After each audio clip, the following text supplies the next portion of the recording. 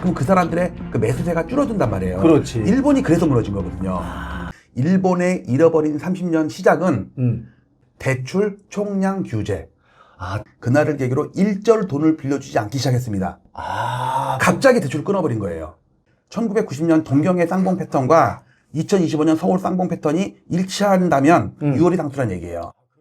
요거를 좌우 대칭이라고 보면 이게 하필이면 이번 달인 거예요. 6월 달 또는 한두 달 정도 이때 오른쪽 봉우리가 만들어질 가능성이 되게 높고 수년 동안 급락할 수도 있으니까 조심을 해야겠다.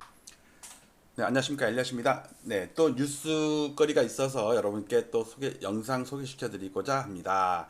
오늘 영상을 많이 올리죠. 네, 지금 제가 국민청원 올린 게 참여율이 제가 기대했던 것보다는 한참 못 미쳐서 이거 5만 명 못 넘을 것 같은 불길한 생각이 들어서 지금 제가 부탁하고 무슨 뭐 광고를 할 수 있는 노릇도 아니고 뭐 뉴스에 내놓을 수 있는 것도 아니고 그래서 제가 영상을 많이 찍어서 많은 사람들한테 알리기 위해서 하는 거니까 여러분들 많이 도와주시기 바랍니다. 먼저 이거 청원 상태를 잠깐 알려드리면 지금 국민청원 올렸죠. 신고가 허위 등록 후 해제 등 아파트 실거래가 조작 실태 조사 및 부동산 작전 세력 감시를 위한 부동산 감독원 설립에 관한 청원 올렸는데 지금 9,900명까지 됐습니다. 그래서 오늘 꽤 그래도 어제 그제보다는 많이 좀 동원해 주셨는데 쭉 밑에 가서 여기에 제가 첨부 파일도 올렸거든요. 여기 그래프 파일까지 다 있어요. 목록을 보면 지금 제가 첫 페이지에는 못 들어가고 지금 두 번째 페이지까지 올라왔는데 여기 들어가 있거든요. 9,913명, D만에서 18일이네요. 날짜도 점점 다가오면 다가올수록 제가 막 불안해서 잠을 지금 열흘째 못 자고 있어요. 그러니까 여러분이 많이 도와주세요.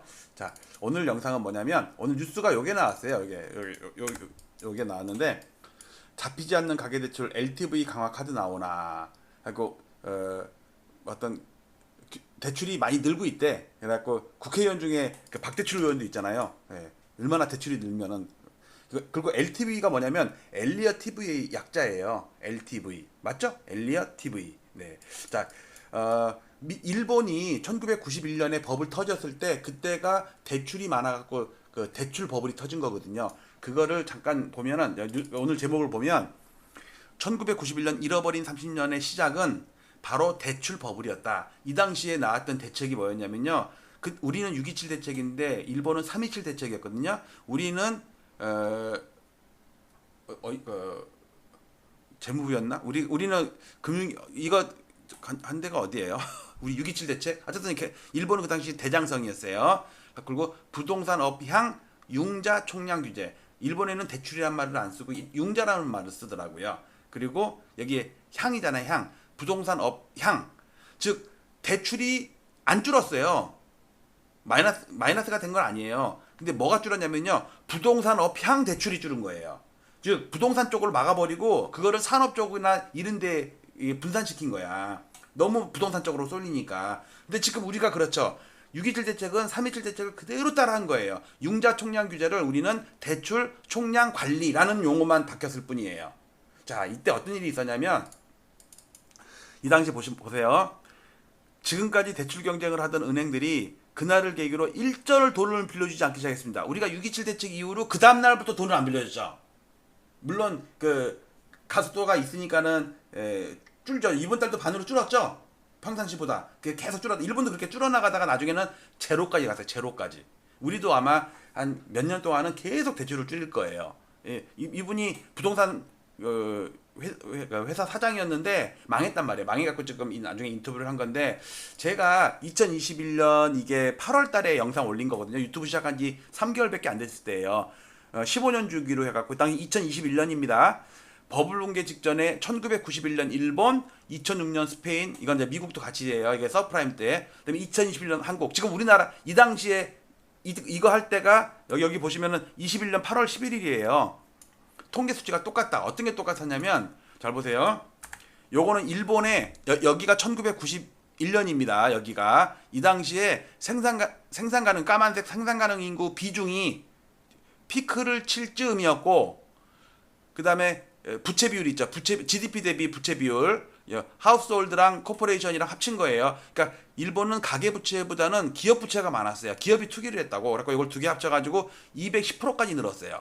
그래서 제가 210%의 저주라는 말을 썼었거든요. 이게 21년 당시에 30년 전 일본이에요. 91년 일본입니다. 근데 이거로부터 15년 후인 여기겠죠. 여기로 딱 여기입니다.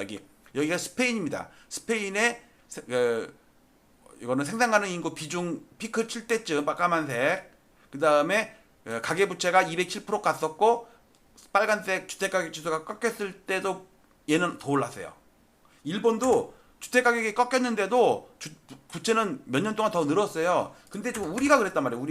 우리가 생산 가능 인구 비중이 피크 쳤고 21년도에 그 다음에 가계부채가 220%까지 간 다음에 최근에는 꺾였죠. GDP 대비 부채가 우리 224%까지 갔어요. 그리고 빨간색 전국 주택가격 지수입니다. 전국 아파트 가격 지수예요. 그것도 실질. 왜냐면 여러 나라를 비교할 때는 그것도 과거의 데이터를 비교할 때는 그 나라의 물가로 나눈 즉 CPI Adjusted House Price Index를 서로 비교하게 돼 있어요. 그래야지 그 주택 가격의 상승과 물가 상승을 감안을 할 거 아니에요. 너무너무 똑같은 거예요. 다시 볼게요.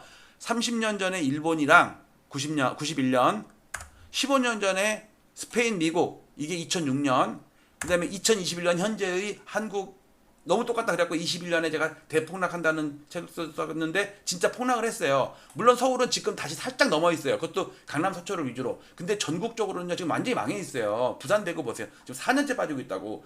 뭐 각 근처에 있는 노도강만 보세요. 지금 40% 50% 빠진 아파트가 수두룩해요. 압구정 현대나 막 뭐 8억 뭐 60억짜리가 10억 올랐다느니 이러고 있지. 7억짜리가 5억 되고 4억 된 거 수두룩해요. 지금 노도강이나 금강원 이쪽에는요. 그래서 오늘 요 뉴스 잡히지 않는 가계대출 LTV 강화 즉 LTV 강화 카드가 나오나. 그래서 91년에 갑자기 3.27대적으로 융자 총량 규제한 것처럼 35년 지난 올해 6월 27일 날 대출 총량 규제를 우리가 실시했다. 그러면 이때도 걔네가 곧장 꺾인 건 아니에요. 몇 달 더 오르다가 꺾였어요. 지금도 우리도 그렇죠. 6.27 대책 했어도 7월달 8월달까지 강남 몇 군데는 더 오르고 있다고. 물론 뭐 한강벨트의 강동구나 마포구나 성동구나 지금 멈췄어요. 멈췄거나 살짝 꺾였어. 그건 좀 또 두고 봐야 돼요. 그래서 제가 4년 전에 썼던 올렸던 영상 그거를 지금 다시 올리면서 91년 잃어버린 30년의 시작은 바로 대출 버블 붕괴였다. 이게 대출이 버블이 아니었으면 아파트 값이나 주택 가격이 그렇게 과도하게 오르지도 않았을 거예요. 지금 딱 대출로 끌어올린 거잖아요. 갑자기 우리 6.27 대책으로 6억 이하, 그러니까 6억으로 대출을 딱 막아버리니까 아파트가 오르다가 말아버리잖아. 즉 지금까지 몇 년 동안 대출로 끌어올린 거예요. 박대출 의원이 국회의장 돼야 돼요. 그러니까 네.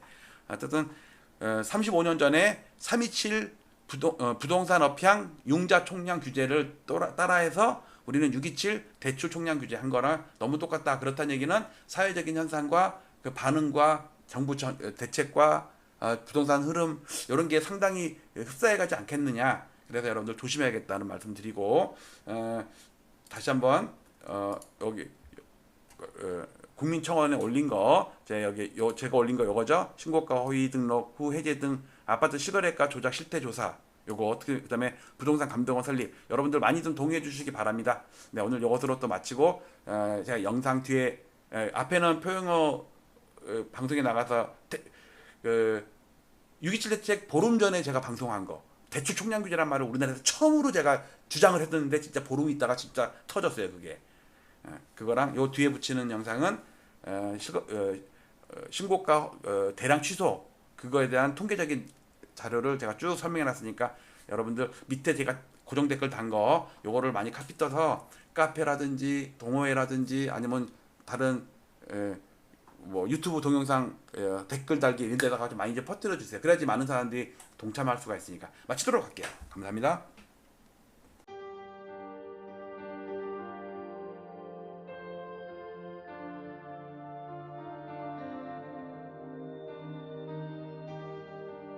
지난 2월 12일 오세훈 서울시장의 갑작스러운 토지거래 허가구역 토허제 해제와 3월 24일 확대 재지정을 기폭제로 서울 아파트 시장의 투기적 과열 양상이 격화되었고 시장 교란 행위도 빈번히 발생했습니다. 한국은행의 통계에 따르면 부동산이 가계 순자산의 73.7%를 차지한다고 합니다. 좁은 국토와 한정된 토지에서 남들이 들어가 살아야 할 주거 공간에 투기를 하고 막대한 불로소득을 올리고 자랑까지 하는 시대는 하루빨리 종식되어야 합니다.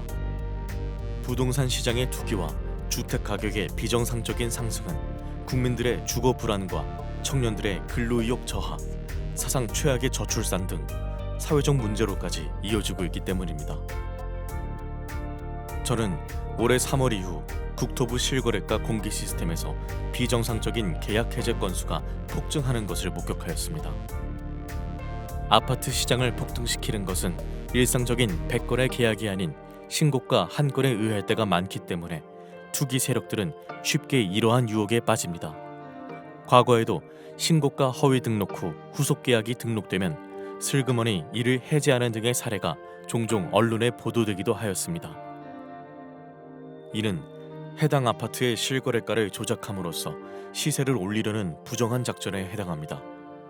그러나 이를 감시해야 할 국가기관의 조치는 어디에서도 찾아볼 수 없었고 그 실태조차 파악도 못하고 있는 것으로 보입니다.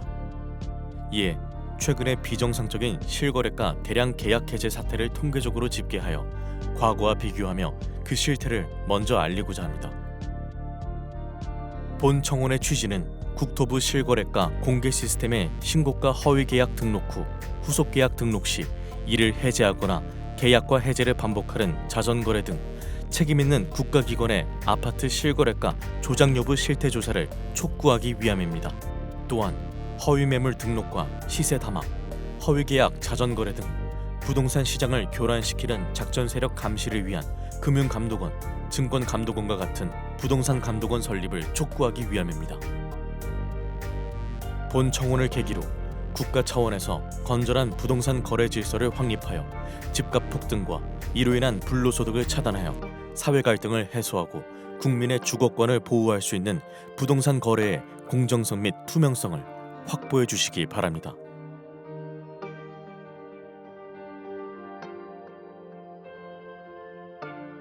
국토부 실거래가 공개 시스템에 등록된 최근의 서울 아파트 매매 계약과 해제 건수를 집계하여 과거와 비교한 특이사항은 아래와 같습니다. 올해 7월까지의 계약 해제 건수는 4,028건이 등록되었는데 그 중에서도 특히 6월에 가장 큰 폭을 기록하였습니다. 해제 사유 발생일 기준으로 6월 한 달간 1,181건이 발생하였는데 이는 데이터가 공개된 2020년 2월 이후 5년간의 월 평균 해제 건수 124건에 비해 9.5배나 되는 이상 현상이었습니다. 거래 증가를 감안하면 서울을 제외한 전국에서는 이 수치가 1.7배에 불과해 타 지역에서는 이러한 현상이 거의 발생하지 않았고 서울에서만 소위 부동산 작전이 실행되었다고 보아야 할 것입니다.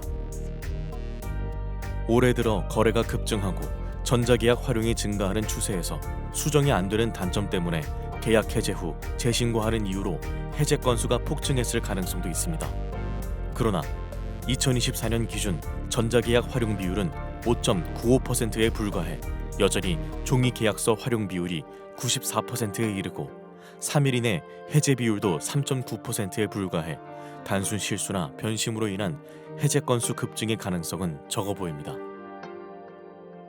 특히 서울 25개 구 중에서도 한강 벨트로 일컬어지는 지역에서 계약이 집중적으로 대량 해제되었는데 성동구는 6월에만 108건이 해제되며 지난 5년간의 월 평균 5.3건에 비해 20.5배에 이르렀으며 강동구도 99건이 발생해 19.2배에 달했습니다. 3월 이후 거래가 급증하였다는 점을 감안하더라도 도봉구 2.8배나 은평구 3.7배에 비해 이들 한강벨트 지역에서 20배 전후의 급증세를 보인 것은 일반적이지 않다는 것을 반증합니다. 서울시 외의 수도권에서도 비슷한 현상이 발견되는데 성남시 분당구에서도 6월 한 달간 107건이 해제되어 5년 월 평균인 3.8건에 비해 28.4배나 되었습니다. 이러한 특이 현상이 서울의 한강벨트 지역에서 집중적으로 발생한 공통점은 2023년 저점에서 2년간 반등을 하던 중 이들 모두 2021년 전후의 전고점 돌파 직전에 있었다는 것이며 2월 12일 토어제 해제와 3월 24일 재지정의 행정 실패 기간을 거치며 거래가 급증했고 해제 건수 폭증을 동반하며 전고점 돌파에 성공했다는 점입니다. 다음에 나열할 일련의 일자별 데이터를 살펴보면 이러한 계약 해제 건수 폭증과 토어제 사이에는 분명한 인과관계가 있다고 추정됩니다. 이번 대량 계약 해제 사태는 오세훈 서울시장이 직접 기획해 1월 14일 서울시청 대회의실에서 열렸던 규제 풀어 민생 살리기 대토론회에서부터 시작되었다고 생각됩니다. 당시 토론회에 참여했던 백인중 강남구 공인중개사 한 분의 토어제 구역 해제 건의에 대한 답으로 서울시장은 강남구 대치동과 삼성동, 청담동과 송파구의 잠실동 등 4개 지역의 토어제를 해제하겠다고 공언했습니다. 한 달 후인 2월 12일 이들 4개 동은 토어제 지역에서 전격적으로 해제되었으며 이들 지역의 아파트 값은 곧바로 폭등세를 보였습니다. 일몰제였던 토어제는 6월이면 자동적으로 해제될 예정이었음에도 불구하고 서울 아파트 거래량이 감소되었고 매매 가격도 안정되었다는 이유로 사상 최고치를 기록하며 폭등세를 보이던 토어제 지역을 신정부 출범 직전 4개월 앞당겨 전격적으로 해제한 것은 이해할 수 없는 행정이었습니다. 당시 잠실동은 2년 전 저점에서 이미 플러스 28.9%, 대치동은 플러스 24.8% 급등해서 사상 최고치를 이어가던 중이었으며 계엄과 탄핵 등 주무부처가 부재한 무정부 상태를 틈타 급등세는 폭등세로 변하여 7월 현재까지 5개월간 플러스 20% 전후의 추가 상승세를 기록, 2년간 플러스 50%가 넘는 경이적인 기록을 세웠습니다. 그러나 2월 당시 노원구 상계동은 고점 대비 마이너스 26.5% 폭락해 있던 상태였지만 토허제 사태 이후 폭등장에서도 불과 플러스 0.3% 상승하는 데 그쳤습니다. 결국 2년간 대치동 세대수 상위 9개 단지 14,169세대의 평균 매매가가 28.7억 원에서 43.1억 원까지 플러스 14.4억 원, 플러스 50.6% 급등하는 동안 상계동 세대수 상위 34개 단지 46,751세대의 평균 매매가는 7.5억 원에서 5.7억 원까지 오히려 마이너스 1.8억 원, 마이너스 23.5% 급락했습니다.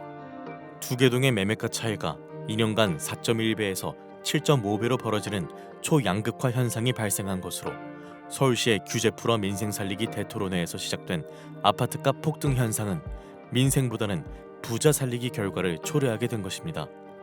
더구나 상계동의 총 세대수는 대치동에 비해 2배 이상 더 많기까지 합니다. 토허제 해제 이후의 지역별 아파트값 폭등 현상을 날짜별로 나열하면 이번에 대량 계약 해제 현상이 불특정 다수에 의한 우연한 현상이 아니었음을 의심하게 됩니다. 강남 3구 중 작년에 이미 전고점을 돌파한 강남구 및 서초구에 비해 송파구는 작년 8월부터 2월까지 6개월간 전고점을 못 넘으며 정체되어 있는 상태였고 거래는 줄었지만 여타 지역들도 무언가를 기다리는 듯 극심한 눈치보기 흐름을 지속하고 있었습니다. 2월 12일 서울시장의 전격적인 토어제 구역 해제와 함께 서울 아파트 시장은 송파구 잠실동을 위주로 폭등세로 돌변했습니다. 연일 폭등세를 보이던 서울 아파트 시장은 열흘 후인 22일 송파구와 영등포구가 4년 전에 전고점을 돌파한 데 이어 4일 후 마포구, 9일 후 성동구 등 차례로 전고점을 돌파했습니다. 서울 아파트 시장이 폭등세를 보이자 국토부 등 정부 당국에서는 3월 24일 부랴부랴 토어제 지역 확대 재지정을 했지만 이미 전고점을 넘은 서울 아파트 시장은 거래 폭발과 더불어 추경 매수가 붙으며 걷잡을 수 없이 폭등세를 이어갔습니다. 4월과 5월에도 광진구와 강동구 등 한강벨트 나머지 지역뿐만 아니라 성남시 분당구도 속속 전고점을 돌파하는 등 이러한 폭등세는 주변 지역으로 확산세를 보였습니다.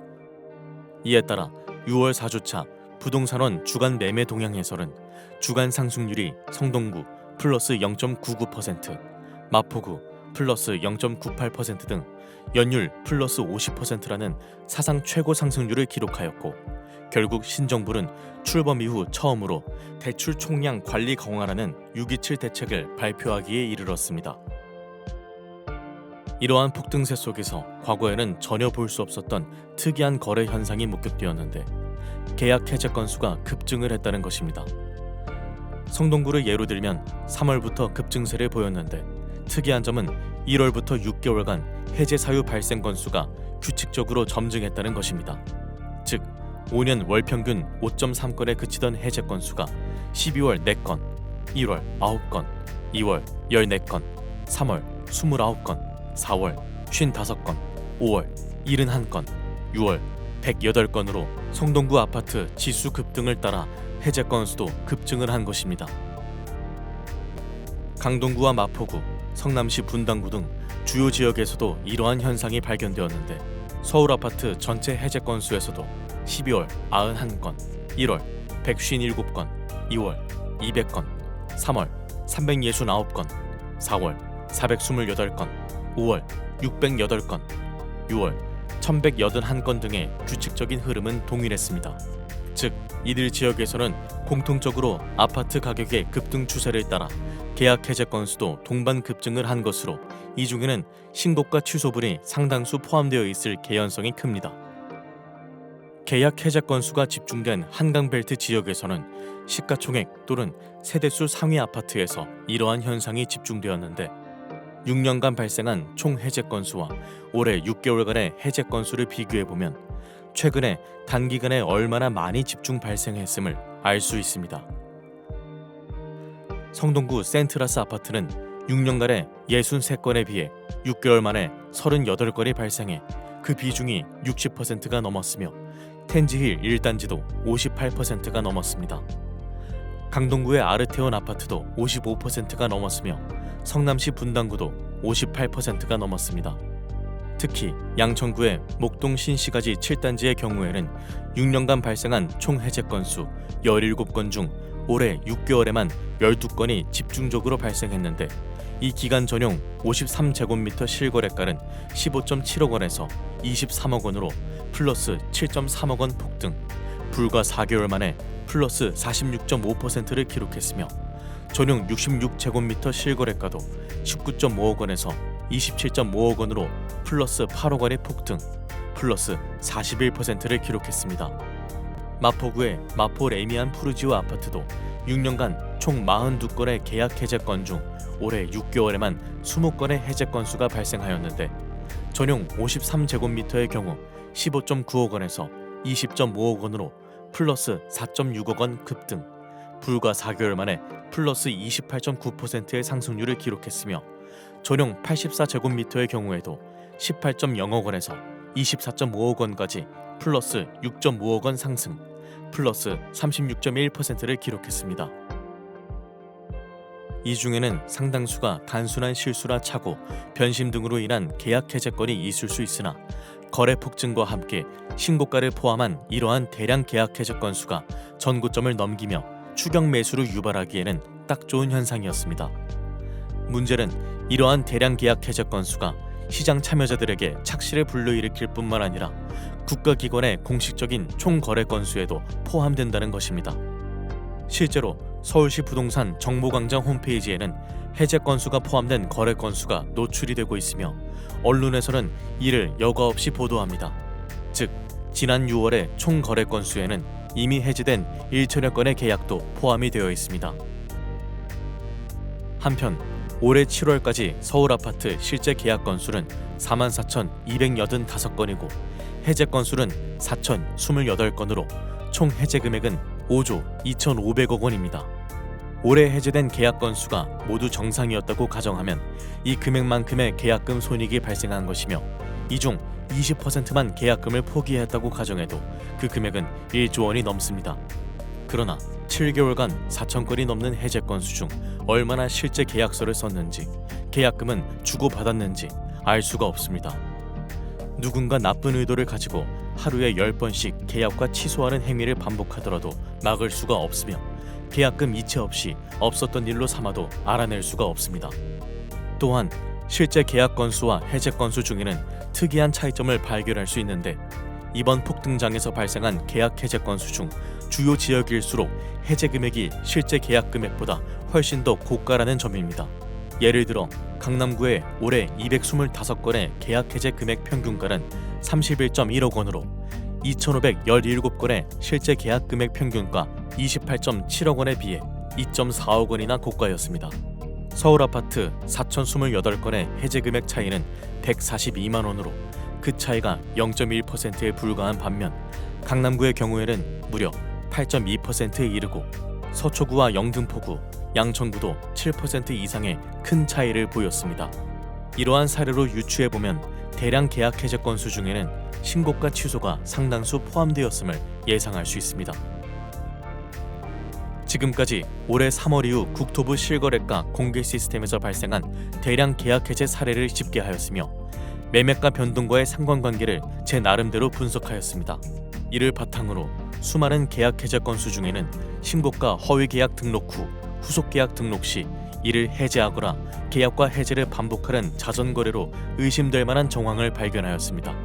그러나 관계 당국이 아닌 일반 시민에게는 보다 상세한 자료에 접근에 한계가 있고 위와 같은 개인 한 명의 분석만으로 실제 문제가 있다는 것을 단정짓기는 어렵습니다. 이에 저는 국가기관에 이와 같은 청원을 하는 바입니다.